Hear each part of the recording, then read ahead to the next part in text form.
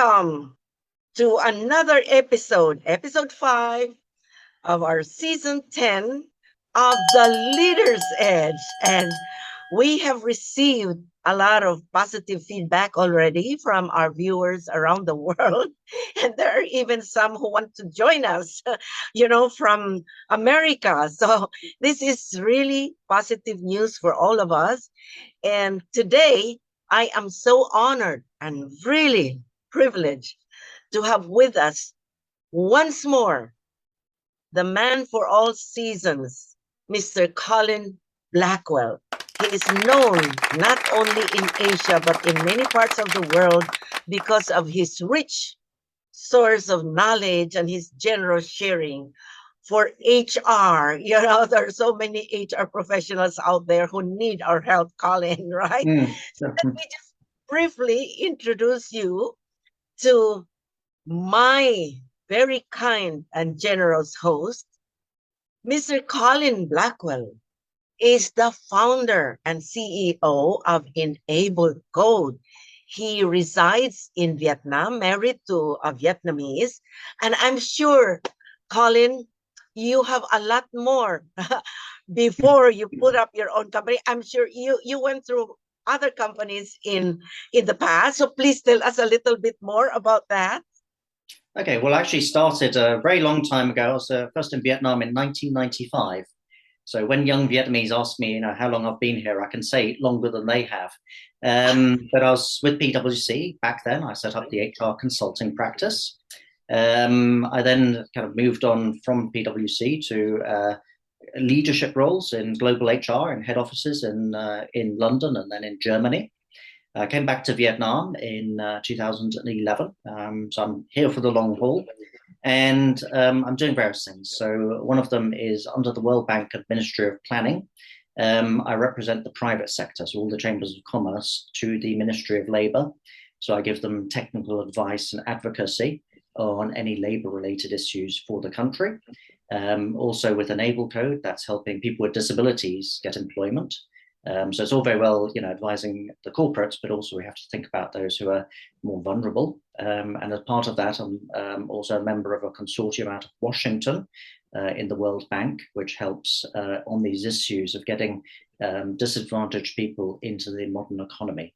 I'm also just finished judging the Vietnam HR Awards, where we have all the big corporates here competing on their HR policies and practices.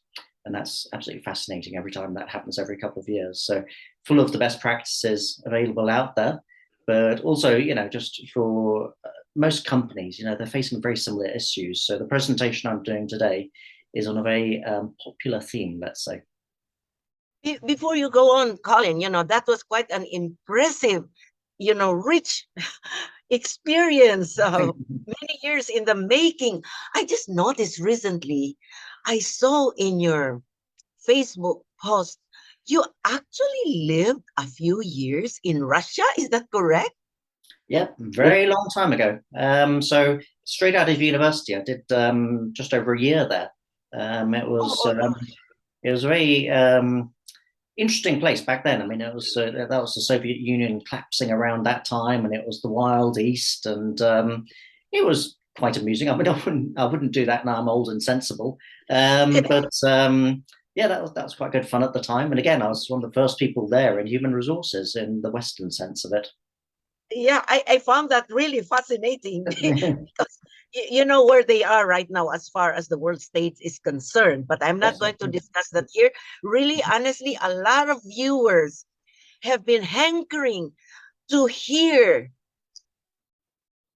answers to why many of them cannot retain people or they cannot hire the right people. So, Colin, this is your time. Please tell us, solving resourcing issues. Colin, that is your expertise. We're waiting to hear it. Well, fortunately, I think there's some very simple answers on this. And I'll try as bluntly as possible to get these answers across in a practical way that companies could follow. So with the presentation up on screen, hopefully, I can walk through that. So I'm calling this, how to recruit in 2022. In our upside down post-COVID world, COVID was to blame for a lot of things, but it wasn't the only cause, but certainly did do a number of things. So next slide. So yeah, so there were some loads of underlying trends going on anyway, which were bound to happen. COVID came along, and in the space of a year or two, we got like 10 years plus of change.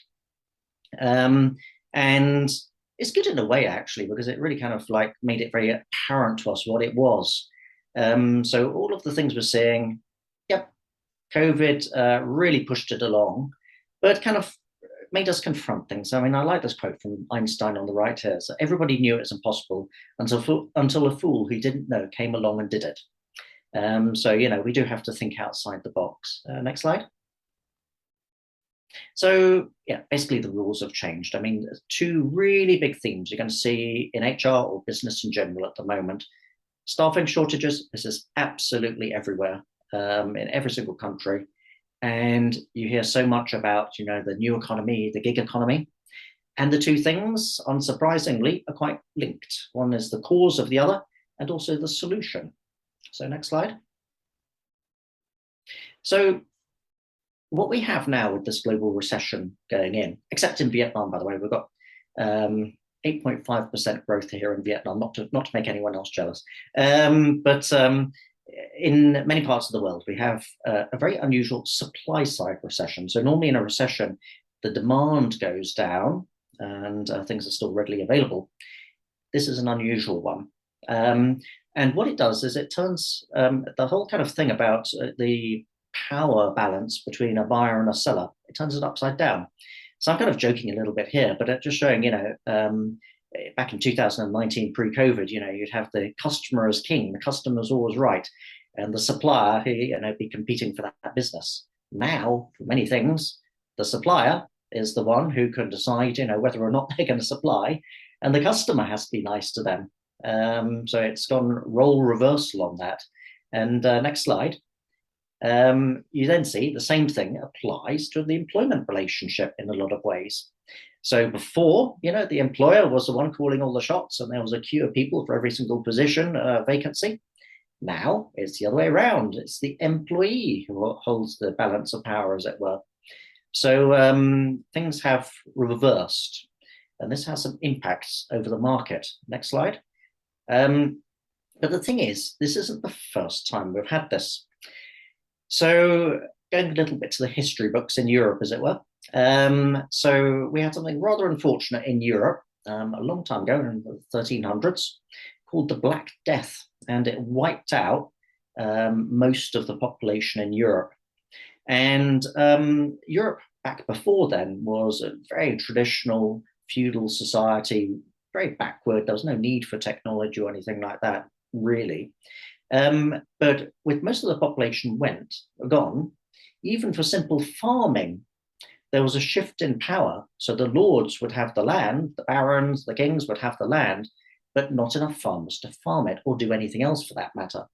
So that forced the end of medieval feudalism. And if you think about when Europe suddenly exploded with the arts and sciences, the so-called Renaissance, that was directly after that. So it was caused, the Great Plague caused a shift in the balance of the labor power, which caused great leaps forward in terms of technology and economy.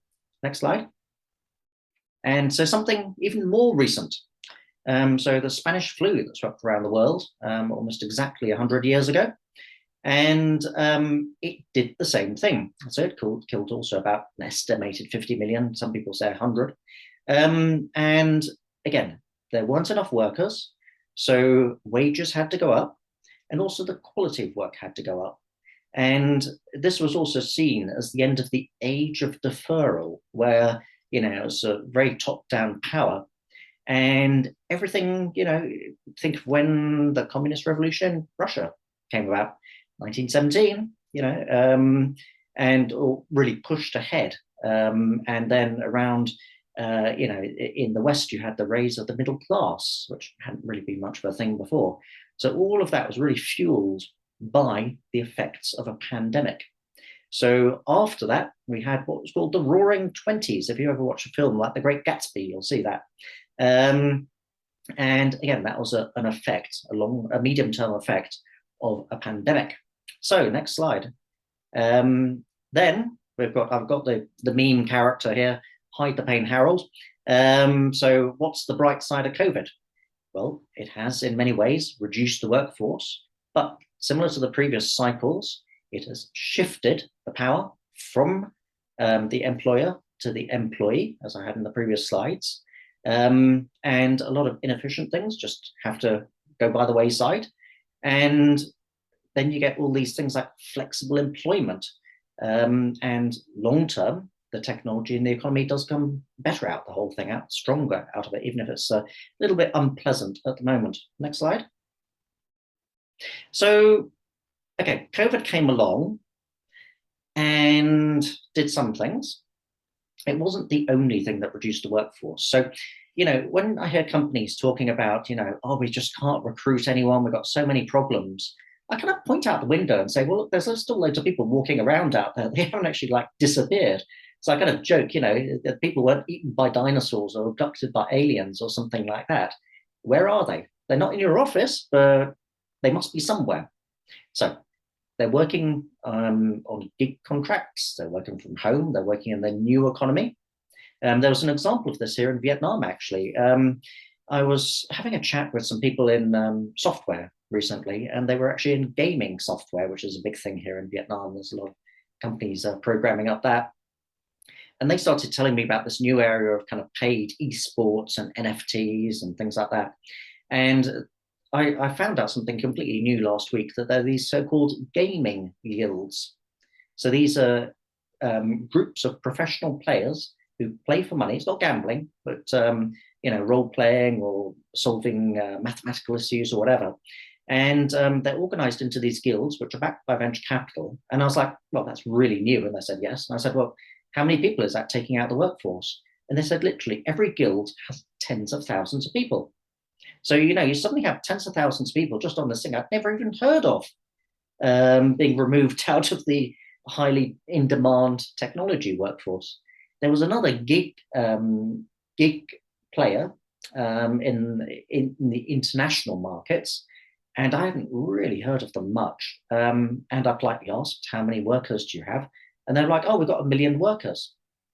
And I was like, where did you guys come from? So, there's a huge shift over to the new economy.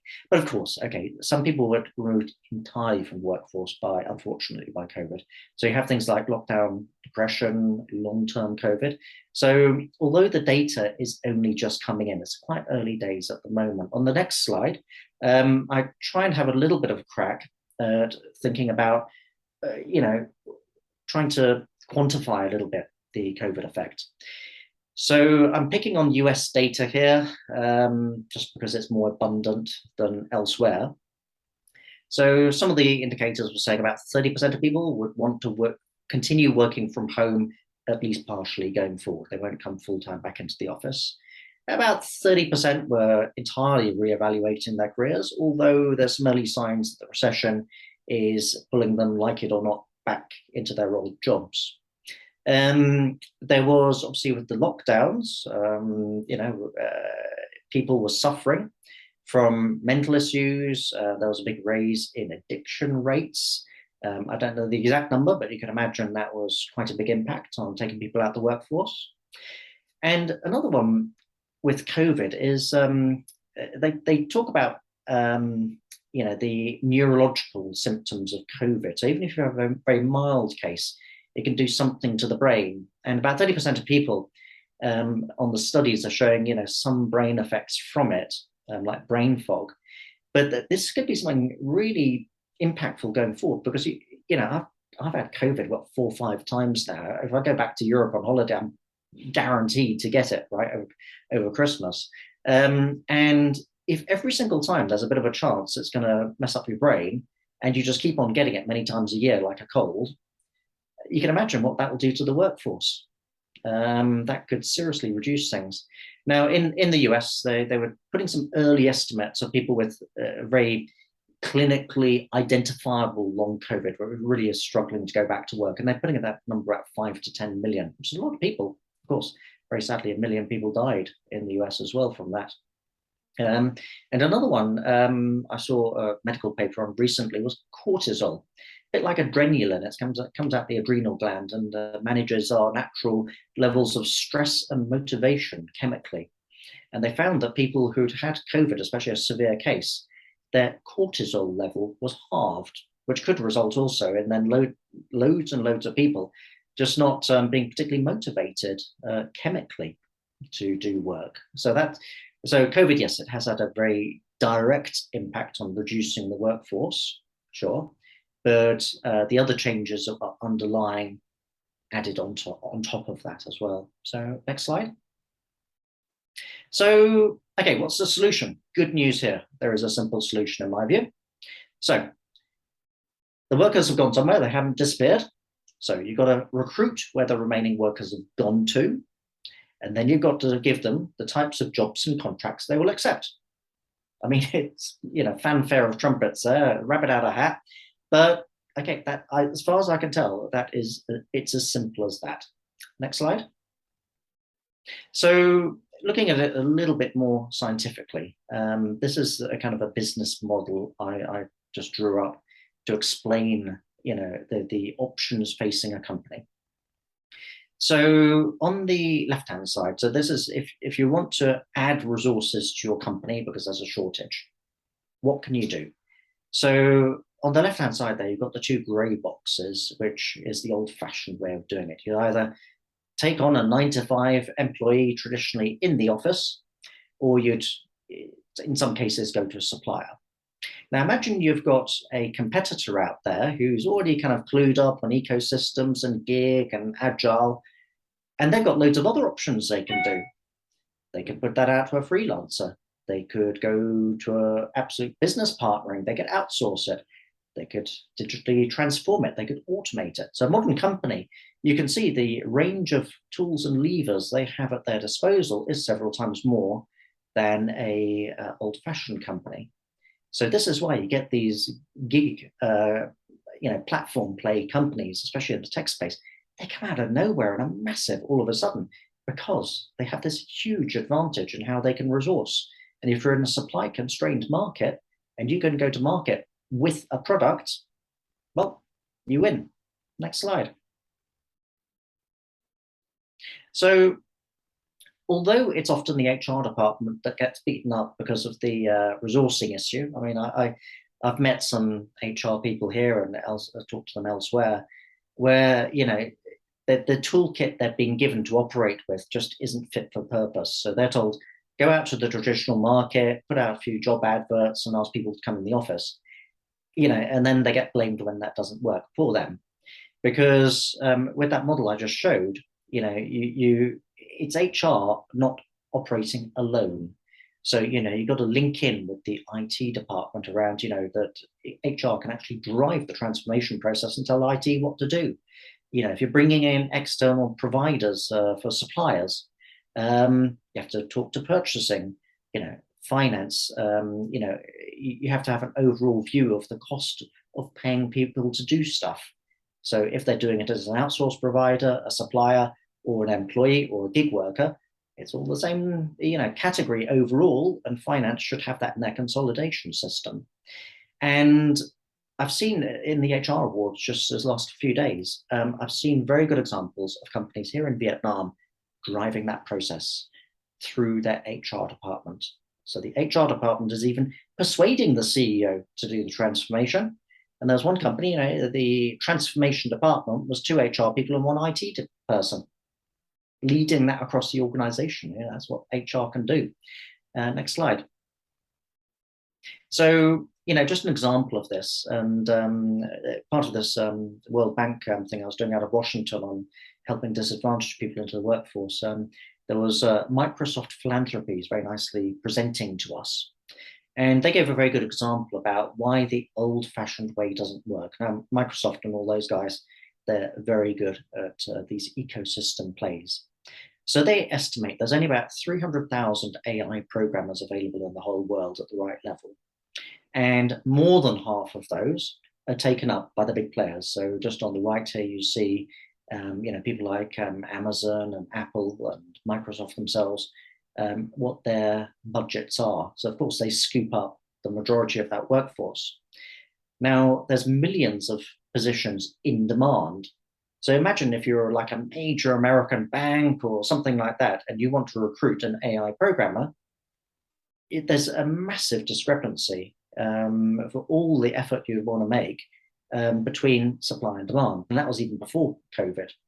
So their salaries can go up to $1 million, or something or more, but it's just not possible. It's a square peg in a round hole or whatever, it's not going to fit. So a lot of those companies they've worked this out some time ago. So you go to the gig workforce, you recruit in a very modern way. You're as likely to find someone on a Discord channel as you are on a job board, and you find out if they're any good by asking them a few questions. You're never going to meet that person. You don't even know their name, but you don't need to. You're just making a crypto payment to them or something like that. So it's a very different world, and the people who've moved to that, they're the ones who obviously can do the business and do very well from it. Next slide. So if you were reinventing your company, so I've actually set up an asset management, like a hedge fund, recently during COVID. So I was starting with a blank piece of paper. And, if you were following the same logic for an existing business, imagine a big corporate, and you say, look, all of the tasks I have in my company, what would I do with them in terms of resourcing? And actually, this was coming out a lot in the HR awards these last couple of days. All the companies were saying transactional or process tasks have been heavily automated now. The quality of the workforce needed has gone up substantially. So it's quality over quantity. That's right, right set. So firstly, you ask, is it a repetitive task or project task?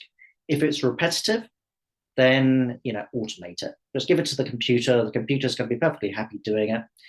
Isn't going to complain. Will be instant, perfect, and cheap once you've got it running, and scalable. So about 50% of the tasks depends on the industry, but imagine 50% you could just give to the computer of all the tasks and activities in your company. And then another 20% of your tasks you can probably outsource. Just give it to an expert in each area. Doesn't even have to be in your own country. The Philippines, for example, is a very popular destination for that kind of work. And then if you have a project task, is it a kind of a general task that the marketplace can answer? Then you can give it to a freelancer. Is it like a really proprietary or confidential task? Then you can give it to an employee. And that person doesn't have to be in the office either. It could be part-time or flexible, whatever. But if you break it down that way, it could be as little as 10% of the work actually that needs doing in your company would actually be done the old-fashioned way by employees. So then, of course, that takes all the pressure off your direct recruitment and everything as soon as you've opened up all of those other options in a structured, strategic way. This isn't HR operating in a bubble by itself. This is really driven by the needs of a business. Next slide. So if you saw all of these different resources, these people resources or work resources, if it's being done by a computer, if you saw all of that as what makes your company able to produce its product or service, it's your total company ecosystem. And the way you're going to win money off customers is all of that value together. So it's not just people sitting in your office, it's all of that. So your supplier isn't someone who, you're very important and they're just a supplier. They're going to help you win that work from your customer. None of you are going to get the money unless you're all working together as business partners. It's much more even and distributed power, as it were. So, companies that then get that are going to behave in a very different way to companies who are thinking the old-fashioned way, in terms of hierarchies and who's in charge. It's got to be everybody together in these new agile systems. Next slide. So this then comes on to leadership, and a very important part of HR is, leading people. That's the purpose of HR, but who are these people? Well, we've seen it isn't just the people sitting in your office. It's your remote gig workers, it's your business partners, your suppliers, your outsource providers, your technology providers, and even society more widely. These are all human resources that contribute to your success. This is the scope, the responsibility of a new HR department in an ecosystem, which, of course, is a much bigger responsibility and a lot more fun. Next slide. So, why are all these people suddenly kind of within your remit? And one of the things I was kind of looking at was, back in the 1990s when I was first in business, it was very clear who was doing what. You could say, look, that person's my customer, that one's my supplier, that one's my competitor, and, you could put different people in different boxes very easily. But nowadays, you think about the business you're just faced with anyway. Your customer could actually be a business partner. Your competitor could be a supplier. And then overlaid on the whole thing is like everything's gone remote, global, transforming. So it's converged and become a lot more complex. And this is just the environment we all operate in. It's not, of course, we'd all prefer a simpler life where I can say, look, that person's definitely a customer, that one's definitely a competitor. Sorry, life isn't that easy anymore. This is rather being forced on us. But when we see it, put in this kind of way, it kind of points us in the right direction of what we should be doing as companies and HR departments.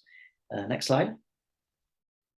So with all of that blurred, you've heard about all the commodity problems out there, all the shortages and, whatever you want to buy in all the countries. So there's a shortage of things. There's also a shortage of employees. Now, the reason you're getting both at the same time is because it's converged. It isn't a coincidence, and this proves it actually. So, the reason why you've got all of this, the problems look similar, is because these issues are similar. So that kind of makes sense as well when you see it that way. Next slide. So how do you lead this wider ecosystem of workers? How do you engage and inspire and all these things, you're meant to do as a leader if it's not someone sitting in your office? Now, firstly, obviously, you have to do it, but, you do all of the basic things you do as a decent human being anyway. Like if someone is literally contributing to your success and working for you, treat them like an adult, explain your mission, ask for their opinions and ideas, know them as a person. I deal with a lot of, online workers, and, why don't you ask them kind of like, how's your day going? What's COVID like over there? What's the economy doing in India or Philippines or wherever you are? Appreciate their results, make them feel included. I mean, these are the very basics of management. Why suddenly wouldn't you do that just because a person's not sitting next to you? I mean, that's a bit of a dumb reason in this modern day and age where, everything's online like this presentation. The world's shifted. And I've heard stories of, companies or suppliers complaining about some of the big companies and saying, oh, this guy, he wanted to prove he was important just because I'm a supplier and was acting like a real, I won't use a bad word, but really difficult person, and was treating me like rubbish and blah, blah. And I was like, that's bad leadership. The HR person in that company, in that customer, should, call that manager into their office and say, look, that was an awful piece of people management. I know the person doesn't work for you directly, but you've just damaged the company and our profit line and our revenue because, we're less of a company because you've just alienated someone you were responsible for. So that HR, should be monitoring and managing this and helping people through the transformation. Next slide. So many people, especially older people like me who've been around a business for a while, they would say, okay, there's an awful lot of change. It's a lot to get your head around. But I also reassure people, say, look, actually, okay, you've got loads of different ways to resource now, but the basics are still there. You're still the boss. You're still telling people what to do. You're still paying people to do stuff. Your leadership is still needed. The difference actually is it's a far better system. So now you can scale up or scale down really fast. So without a fixed cost base and you hit a recession, your sales go down, you aren't having to cut staff or anything. You're just not handing out as many contracts and no one's offended. Or on the other side, if there's a new piece of technology, you suddenly got to jump and respond to it. You don't have a 6-month lead time to scale up. You can just go straight to the market and scale up within 6 hours, So, the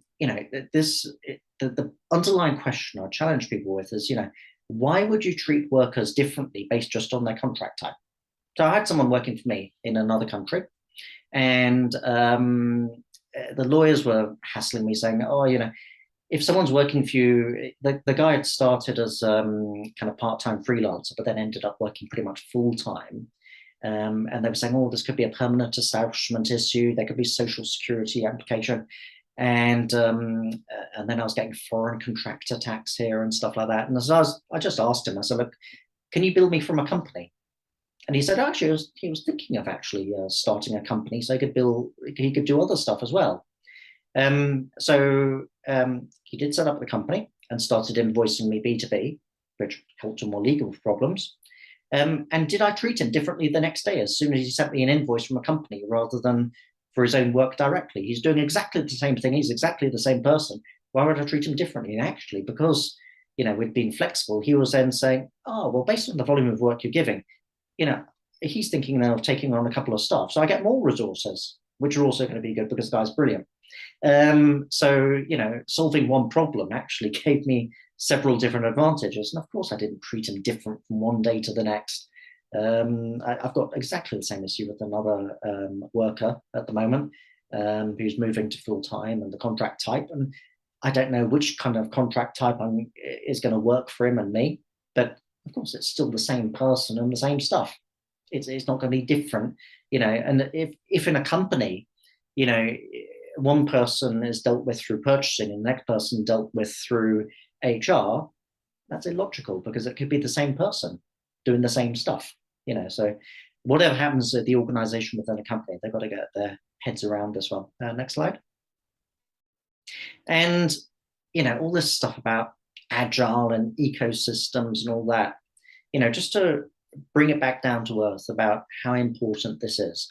So when we were doing the HR awards recently and a couple of years ago, before that, there'd always been so much talk, and I was guilty of doing these presentations on transformation and agile and ecosystems. And always in the back of your mind, you're kind of wondering, is this just all buzzwords? And, kind of like, is it all kind of fluffy stuff that doesn't really matter? But when COVID hit and just turned everything upside down, there was a very clear difference I could see in the HR awards between the companies who had gone agile ecosystems and transformed. They gained market share. They accelerated their change and really solidified that they were justified and everything, for having made the right decision to modernize. Whereas the companies who are traditional, and they got absolutely hammered and couldn't even understand what was going on. They were like, we haven't done anything wrong. It's just like the bomb dropped on our heads, and we just don't know what's happening. So yes, there was the price of being slow went up considerably. Next slide. So, okay, I've laid out a case of why things have to change, but we're all human. And although there's very good reasons to change, there's also many reasons why people don't. And I'm not criticizing here. I mean, it's normal for people to fear change. We're human after all, but especially as HR, we do have to step up, not just to help our own careers. We don't be transitioned out of the workforce, but also, something like HR or CEO as a leadership role. We're here with a responsibility to other people, ethical responsibility, a business responsibility to help others as well. So, we do have to bite the bullet, confront our fear a little bit, and be brave and step up during these very unusual and challenging times. Next slide.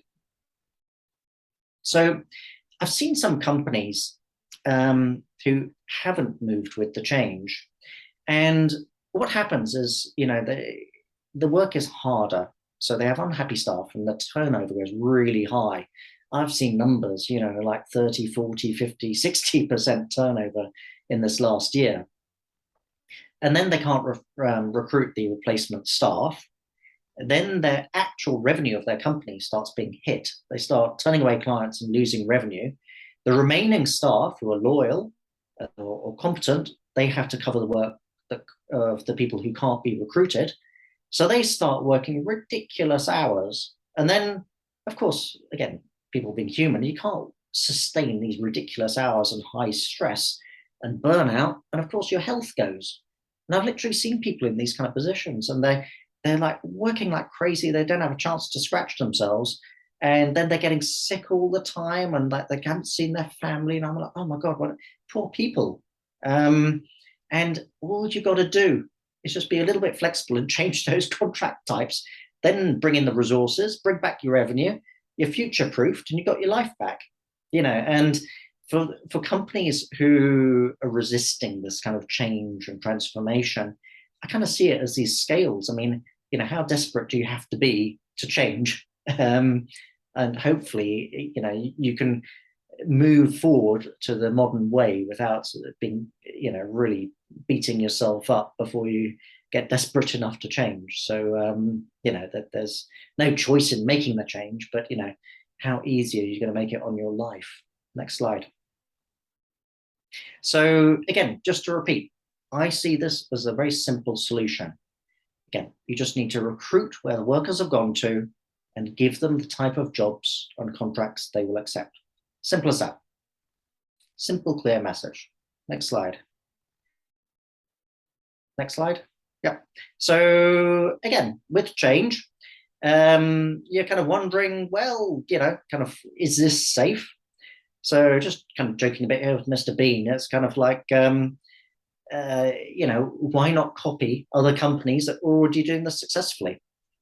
Choose companies in your own sector and just straight copy from them. Why not? What's safer and more reassuring than that? Next slide.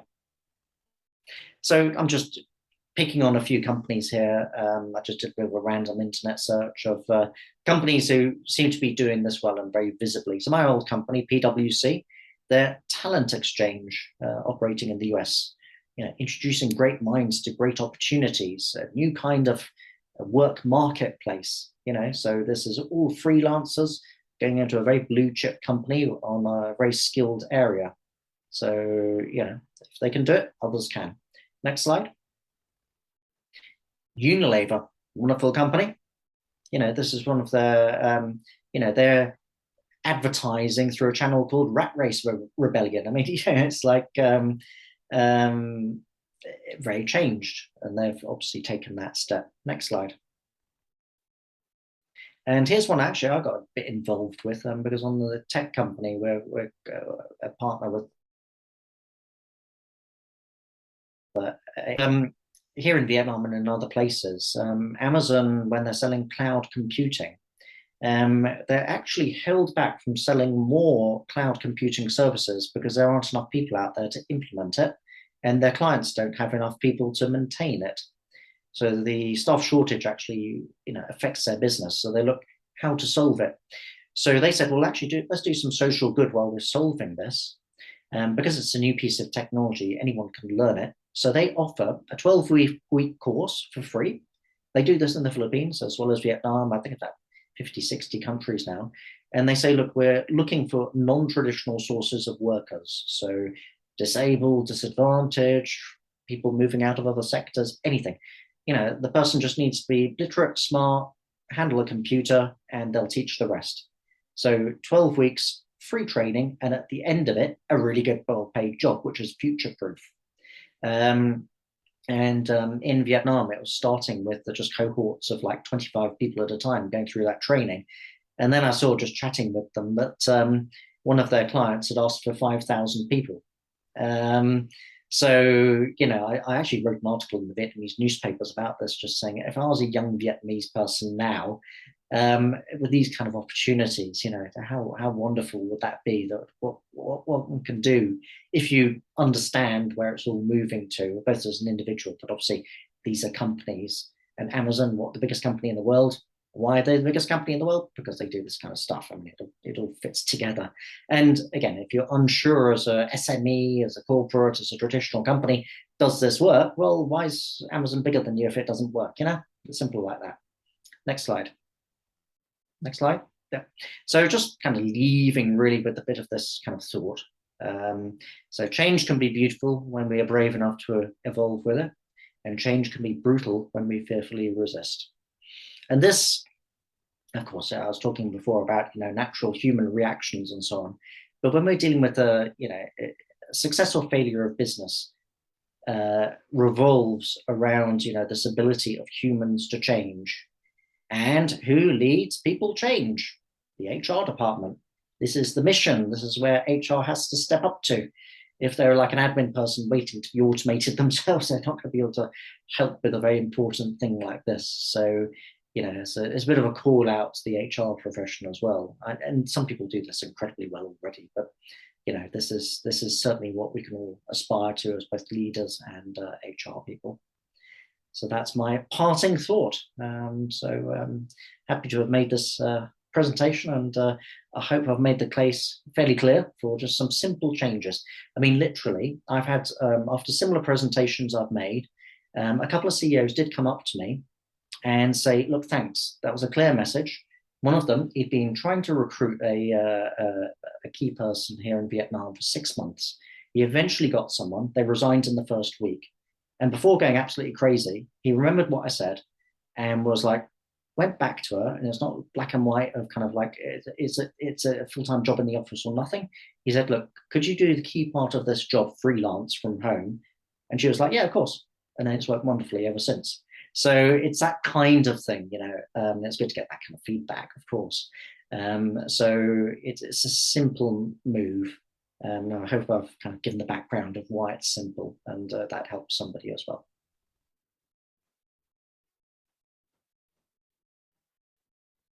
Mute myself. Okay. Thank you so much, Colin. I tell you this, many of the traditional companies are having a hard time, and some of them still insist on their old ways, and that's why they're still having a hard time. So do you believe, Colin, that for the not just the near future, for the far future, this kind of situation, the shortage of workers and how to be more flexible and how to deal with the workers in a much friendlier, better way, that this will persist for the long term? Do you foresee that? Oh, it's accelerating all the time. So you can imagine, here in Vietnam, you'd imagine, there's a couple of guys, young guys who are friends, and they're maybe, valuable workers, programmers or something like that. And one of them says, oh, kind of, Twan, do you want to come out this weekend and party? And the other guy says, oh, no, I've got to work, and, I've got to work all weekend, and, life's so difficult. And the other guy says, oh, I've got weekends free, and I can, work whenever I want, and I've got loads of money. And it's like, well, what are you doing? And I'm doing gig work. There's loads of Vietnamese actually doing gig work directly into the US now with their labor shortage. And then the guy stuck in the office, he's going to be kind of like, watching the other guy on Facebook and seeing all the pictures of the parties and the holidays. It's going to be like, oh, what am I doing with my life? And of course that accelerates. The more it happens, the faster it goes. In a supply constrained labor market, of course, people can choose. And if there's it'll only get more difficult every single day for those old-fashioned companies, to the point where it's change or die, Yes. Colin, I am curious about one thing, because I noticed that Vietnam is really one of the fastest growing economies in Asia. So other than doing this resourcing so much better probably, and you are there, of course, to guide them, what else are the Vietnamese companies doing that seem to be really moving Vietnamese economy ahead? Yeah, I mean, I think at the moment we're the fastest growing economy in the world. Yeah. But this isn't entirely new. I mean, uh, for wealth creation, Vietnam in the last 20 years has been the fastest in the world, and will continue to be, according to the World Bank, for the next 20 years as well. So the plan is to be a first world country by 2045. I have every confidence it'll do that. Um, and it's one of the good things with it is stability. Um, it's a different government system that makes loads of 5-year plans and is very, very structured about how it's going to, go forward and industrialize. So we've had, some very big, investments coming in. Something like Samsung alone is exporting, I think it's $80 billion a year worth of electronics out of this country. So there's a number of things going right. I mean, it's good long range planning. A lot of good work. Very open to international investment, exports, and getting just a whole series of things right in quite a structured way has done it. But also the Vietnamese, they're smart. They have a very good drive. They're very ambitious. A little bit cheeky. They'll be setting up companies. You look at a lot of these new tech sectors. It's Vietnamese all over it. They'll jump on the first opportunity. So there's a good combination of things with the workforce here. There's some Vietnamese conglomerates now coming up, pushing into America, for example. So there's one of our companies called VinFast here. They're pushing heavily with electric cars into the US market, and the car they produce, I mean, it's got way more range than a Tesla, and is about a third of the price for a similar kind of car. Now, I presume that's going to do pretty well. But it's Vietnamese companies. It's a lot of ambition and push through this. They quite enjoy the challenge, I'd say. So, Colin, I can, wow, now I realize it has a lot to do with the environment. So, I'm just thinking, how about the structure of government? Because, when you have governments that maybe change leaders, but the way of doing business remains the same. So somehow the country also stagnates and hardly move. So I suppose, what kind of democracy? You do have a democracy, but it's a different kind of democracy. Would you also give a lot of credit to that, the system? Well, so one of the roles I have is with this Vietnam Business Forum. So that's under the Ministry of Planning and the World Bank for the private sector. And we are the voice of the private sector to the government here.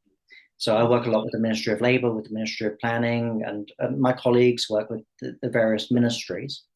And one thing that works really well is they do consult with us very seriously.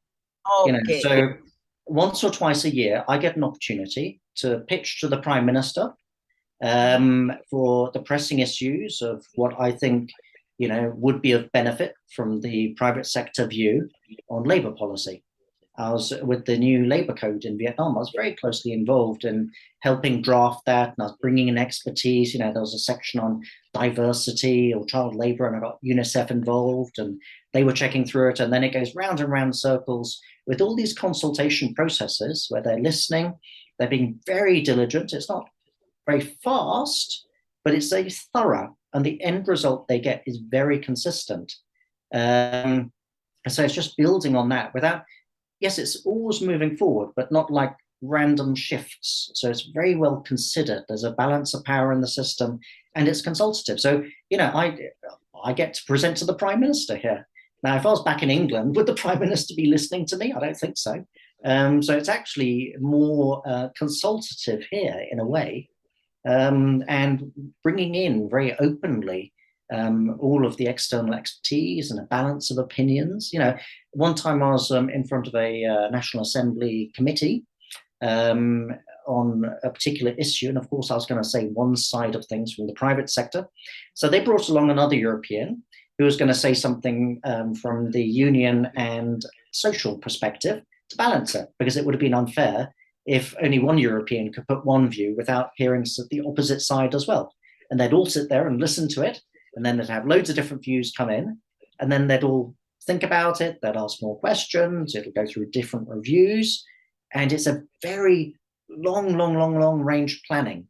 A little bit similar to what China does as well. It's so the end result, it's no big explosions or fanfare of big sudden changes, but it's all very well considered and very well kind of like bringing in as many good ideas as they can, and not making sure they don't make any mistakes by hearing as many different views as possible. So in a way, it's incredibly consultative. Um, Yes, and yes. that Vietnam Business Forum, it works better here in Vietnam. The World Bank's tried this in other countries, and quite often in our forums, we'll get other countries' delegations coming in, observing us. And it's never worked quite as well as here. It's just something Yes, with the whole system. yes, People are very willing to listen, yes, and yes, it's quite flexible-minded in a way. yes. It's a positive mix. Indeed, indeed. And Vietnam has come a long way, Yep. from its past history. Oh my Mm. goodness. I mean, and that's why it has the economic growth has accelerated rapidly. Yes. And it's the way your system works. So Mm. what we intend to do here is, especially this last few minutes of your sharing this, we want to what broadcast it so that as many as government agencies here can hear it, can see it, and hopefully will reach the right people, and they will also have that kind of receptive mindset for a consultative form of government. I know this is like what we call a big dream, Mm. almost like a pipe dream, but you never know, and one must not give up. Because I'm full of admiration for what is happening there, Yeah, in I mean, a lot of it's very technocratic, So yes, yes, one I was helping on recently, there was at the UN Convention on Rights of People with Disabilities for Employment, yes, and we looked at the legislation at the UN level. It was like really long. It was so many pages, and then we have to compare that with the Vietnamese legislation and go through it line by line. And I'm happy to do that, of course, because it'll help some people. So it's not exciting, but it really needs doing, and it will have an impact. Another one I remember I was in one big consultation meeting, and it was on social security reform, and it was like 6 hours of technical things. Um, but again, everyone, the private sector, lawyers, loads of people from different ministries, they put their time aside, and it was really an open discussion, very technical, but you need to get into that detail. You've got to get into sort of line by line. And when we're advising, we're saying, kind of like, okay, this direction that's being proposed as a policy is great, but when we're wording it into legislation, watch out for this trade treaty, watch out for this other piece of legislation. This is what the UN convention was actually aiming towards. Maybe there's a different way of phrasing it. So there's a lot of detail. And for that level of collaboration, of course, you need quite an open mind and to be inviting people to the table in quite a good structured way. So it's not that massively, exciting or, high profile, but it's just loads of people just getting on with it steadily for the long-term benefit. yeah. I can see, Colin, that a lot of it has to do with being what we call other centered, not self centered, because Mm. I'm afraid that is the bane of most politicians all over the world, not just in my country, but all over the world, is that they a lot of them really think more about themselves and what's in it for them than what's in it for my country, what's in it for my government, for the future. So that's a big difference. Yeah, but Indeed. when I'm wading through like hundreds of pages of legislation, it's quite sad, but this is like my hobby. I actually find it quite fun. I mean, I don't get paid for it. I got asked to do it, and I keep on doing it because it's the right thing to do. And Yes, especially if it's got a social impact side, like helping yes, people with disabilities, and then I've got a very clear reason for doing it. But yes, I'm maybe a bit unusual, but I actually find that quite interesting to do. So I'll do it yes. anyway, because I've been asked to, but also, it is actually interesting and constructive to do. Well, I tell you, Colin, I thank God that I have you as my friend and a go-to guy when we need some expertise, especially HR and all the difficult aspects, and the way you put details into it, it's so just so awesome. It's amazing. So I thank you. I thank you for sharing generously your time and your expertise, your experience into matters that are relevant to the future. Oh my goodness, this we're talking about the future. What's happening now will affect our future to a large extent. So thank you again for your time, and to our viewers there, you have heard from Colin Blackwell, and he is an HR guru with his generous sharing of his expertise, knowledge, skills, and all his experience called over the years. So remember always, learning is a never ending journey with limitless vistas. And also watch out for our next episode for from Darwin John Moises, who will talk about the choice of becoming an entrepreneur. Choose that for yourself if you believe that is the way for you. So please click like and subscribe so that you get notified for our very, I would say, diversified range of topics, all for the good of our country, for the good of our people, and also sharing with the rest of the world. Thank you, Colin. God bless you. Okay, thank you very much.